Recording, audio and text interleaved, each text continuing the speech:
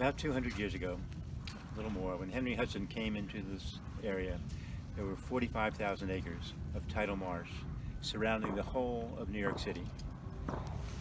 And the marsh looked about like this one here, and every square meter of the marsh, few of these on each side, in the other direction, captures about a kilogram of carbon every year, and probably stores some fraction of that.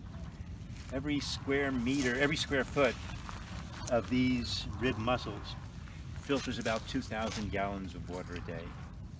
So this is the City Island coastline. The water out here is the same water that flows right past what's going to be East River Park. And the point is that all of this coastline was made. We literally took the whole 570 miles of coastline, was probably much more, and straightened it out.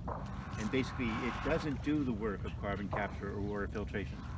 So we need a simple metric going forward for restoration. How much carbon is the shoreline capturing, and how much water is being filtered? Just 10 feet, about the marsh that's here, if we took that whole length of New York City, 570 miles, and put about 10 feet, we would have something like 20 million square feet of marsh.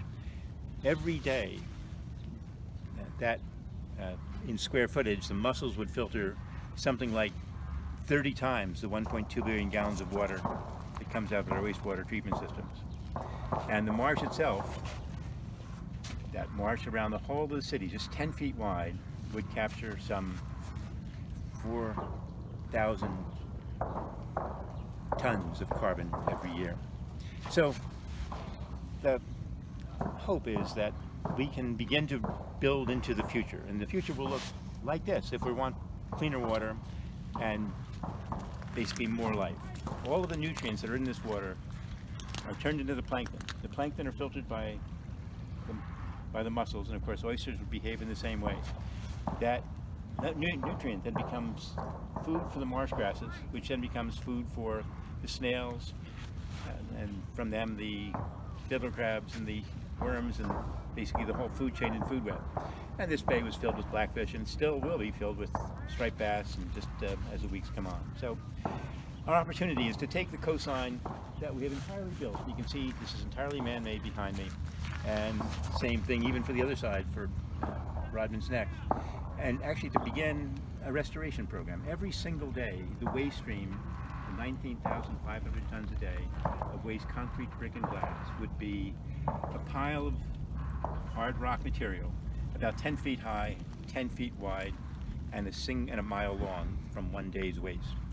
So the reason this marsh is here is because these rocks and the shoreline here slows the water down and enough so that even though this is sandy and gravelly, the marsh is able to hold on. And we simply need to make the coastline of New York so that it becomes a refuge again for the life that turns nutrients into the food chain and food web that supports us all and cleans the water at the same time.